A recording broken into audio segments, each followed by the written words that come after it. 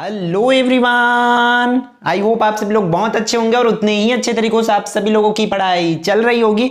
तो आपके प्रैक्टिस के लिए, अब आपके एग्जाम में आपके प्रैक्टिस के लिए, क्योंकि आपको पता है प्रैक्टिस ही ऐसा चीज है जो एवरेज स्टूडेंट को भी टॉपर बना सकता है। तो आपके प्रैक्टिस के लिए हम लोग आपके हिंदी की सेट सी को देखने वाले। ऑलरेडी सेट ए और सेट बी की जो वीडियो है आपको प्रोवाइड कराया जा चुका है, तो उन वीडियोस को अगर नहीं देखे होंगे तो उससे भी प्रैक्टिस जरूर कर लेना, ताकि आपके एग्जाम की जो बेटर तैयारी हो पाए। ठीक है, तो चलो देख लेते हैं। हर एक कुछ आपको पता है इस पर क्या कि आपको क्या निर्देश दिया है, ये सब कुछ आपने पिछले वीडियो में देख रखे। तो हम लोग डायरेक्टली चलते हैं आपके क्वेश्चंस की खंड क पर। ठीक है, खंड क में आएगा। खंड क में आपका प्रश्न में आपको दिखेगा, तो लिखित अपठित गद्यांश को ध्यानपूर्वक पढ़कर इन पर आधारित प्रश्नों का उत्तर आपको देना है। तो पूरे को आपको बहुत अच्छे से रीड करना है जो भी आपको गद्यांश दिया गया है। ठीक है, इसको सेल्फ आपको प्रैक्टिस करना है, इसलिए हम इसमें आंसर्स आपको नहीं बताएंगे। आपको ईमानदारी के साथ प्रैक्टिस करना है, पूरी चीजों को बहुत अच्छे से पढ़ लेना है जितना भी दिया हुआ है। ठीक है, फिर उसके बाद यहां पर जो क्वेश्चंस आपको मैं बताने जा रहा हूं उसकी आंसर्स आपको लिखना है।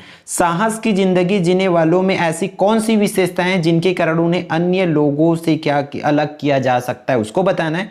फिर जिंदगी को ठीक से जीना, हमेशा जोखिम झेलना है कैसे, उस चीज को समझाना है। फिर जीवन में साहस क्यों अपेक्षित होता है उसको लिखना है। फिर गद्यांश के लिए उपयुक्त शीर्षक लिखना है। और पांचवा जो क्वेश्चन है, गद्यांश में क्या संदेश दिया गया अपने शब्दों में लिखना है। इस गद्यांश को पढ़ने के बाद आपको क्या सीखने को मिला है, उन चीजों को आपको लिखना है। ठीक है, फिर आगे देख लेते हैं इस पर आगे क्वेश्चंस क्या बोल रहे हैं। छठवां, कैसा आदमी सुखी नहीं हो सकता है और क्यों, उन चीजों को लिखना है। गद्यांश को पढ़ोगे तब आपको आंसर पता चल जाएगा। फिर नेक्स्ट आपके बोर्ड एग्जाम के लिए इंपॉर्टेंट है, वो क्या है कि आशय स्पष्ट करना है।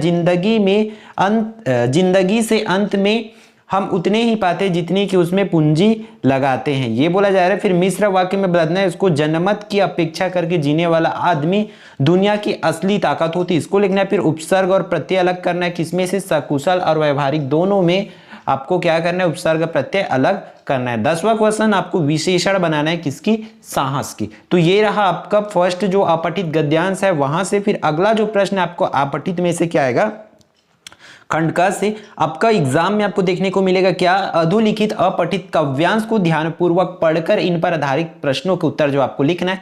तो ये काव्यांश आपकी स्क्रीन पर है भाई, इसको सभी को अच्छे से आप लोग रीड कर लो।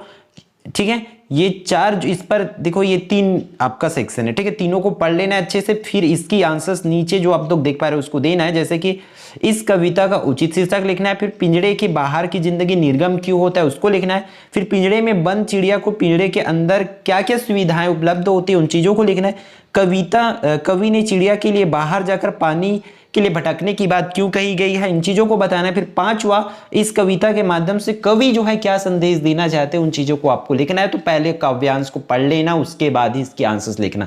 ठीक है, तो आपका लगभग तीन सेट आपको प्रोवाइड कराया दिया गया इस वीडियो के साथ ही। तो आपका तीनों सेट को अच्छे से कर लेते हो तो लगभग आपका अच्छा से अच्छा परसेंट जो अचीव हो सकता है। ठीक है, फिर खंड ख में देख लेते हैं। खंड ख में क्या है, इस पर निम्नलिखित में से किसी एक विषय पर लगभग 200 शब्दों में सारगर्भित निबंध आपको लिखना है। ठीक है, कौन कौन सा है, मोबाइल क्रांति, नारी शक्ति, जल है तो कल है, बढ़ती जनसंख्या, साधनों का महत्व। तो ये चार इंपॉर्टेंट क्वेश्चन हैं, इसमें से कम 1-2 आपको आना ही चाहिए। ठीक है, फिर आगे मलेरिया के बढ़ते प्रकोप पर चिंता व्यक्त करते हुए स्वास्थ्य मंत्री को पत्र लिखना है, अथवा नए छात्रावास की दिनचर्या बताते हुए अपने पिताजी या माताजी किसी को भी पत्र लिखना है। क्लियर है, ये आगे बढ़े।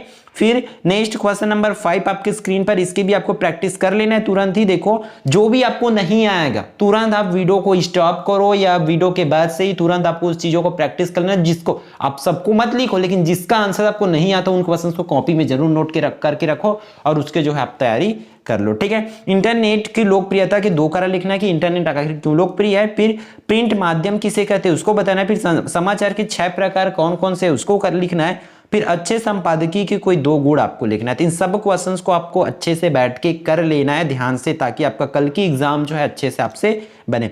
नाटक लेखन में संवाद तत्व के कोई 3 महत्व लिखना है, या कविता की रचना में शब्द चयन का क्या महत्व होता है उसको आपको बताना है। क्लियर, नेक्स्ट क्वेश्चंस की ओर बढ़ते हैं। आपकी स्क्रीन पर है क्वेश्चन नंबर 7, युवाओं में बढ़ती नशे की प्रवृत्ति पर एक आलेख लिखना है। फिर नीचे देखो इसके अथवा में क्या दिया है, खाद्य पदार्थों में मिलावट की समस्या पर फीचर। अब आपको ये डाउट है कि अगर क्या क्या आलेख करना है, क्या क्या फीचर करना है, ये कंप्लीट आपके पास एक लिस्ट अच्छी है, तो आपके लिए भी वीडियो अवेलेबल है, वो जा करके आप देख सकते हैं चैनल पर। ठीक है, आपको खंड ख ग करके ऐसा 2 वीडियो आपको प्रोवाइड कराया गया, जिससे आपकी जो तैयारी है उन दोनों वीडियो से 100% हो जाती है। और उसके बाद उसको पढ़ लेते हो, उसके बाद इसमें से आपको सिर्फ और सिर्फ प्रैक्टिस करना है, देखना है कि हाँ मुझे आता है कि नहीं आता है। ठीक है, नेक्स्ट खंड ग पे देखो, इन सब क्वेश्चंस को भी हमने बता रखा है। उसमें निम्नलिखित काव्यांश पर आधारित प्रश्नों के उत्तर अपने शब्दों में लिखना है। तो इस काव्यांश को पूरी तरह से अच्छे से पढ़ लेना है, फिर नीचे जो क्वेश्चंस दिया हुआ है उसको अपने हिसाब से जो है आंसर देना है। ठीक है, फिर आगे बढ़ते हैं। Next and most important question, आपका क्वेश्चन नंबर 9 पर आपकी स्क्रीन पर, इस पर क्या बोला जा रहा है कि निम्नलिखित काव्यांश पर आधारित प्रश्नों का उत्तर अपने शब्दों में लिखना है।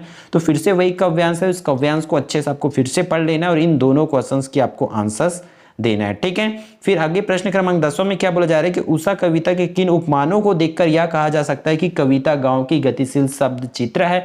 इसके अर्थों में करना है कि पतंग के माध्यम से कवि किस प्रकार के मनोभाव का चित्रण किया गया है, उसको आपको लिखना है। ठीक है, फिर आगे बढ़ते हैं। इस पर 11वां क्वेश्चन आपके स्क्रीन पर है। इस पर क्या बोला रहा है कि एक हमें क्या दिया है कि अंग्रेजी के प्रसिद्ध निबंधकार ए.जी. गार्डिनर का कथन है, इसको कंप्लीट आपको अच्छे से करना है पूरे। ठीक है, इस गद्यांश को पढ़ लेना है, फिर नीचे जो प्रश्न है उसको उत्तर आपको देना है। तो इस तरीके से आप हिंदी ऐसा चीज है जिसमें आप मैक्सिमम टू मैक्सिमम स्कोर कर सकते हैं, और आपको करना ही होगा, क्योंकि बाकी जो सब्जेक्ट है उसकी जो अगर इधर उधर होती है 1-2 नंबर, तो उसकी कवर हम कहां से कर सकते हैं, हिंदी से। इसलिए आपको इसको बेस्ट आपको देना। और फर्स्ट पेपर है, अगर आपका मोटिवेशन जो है हाई रहेगा इस पर, ठीक है, तभी आपका बाकी एग्जाम बनेगा। इसलिए इसको बेस्ट से बेस्ट करने का कोशिश कीजिए। जो भी इंपॉर्टेंट क्वेश्चन आपको बताया जा रहा है उसको पूरी को करके जरूर जाइए। ठीक है, मेढक मंडली में कौन लोग शामिल होते हैं उसको लिखना है। तरुणों के लिए जैसे भविष्य उज्जवल होता है वैसे वृद्धों के लिए अतीत।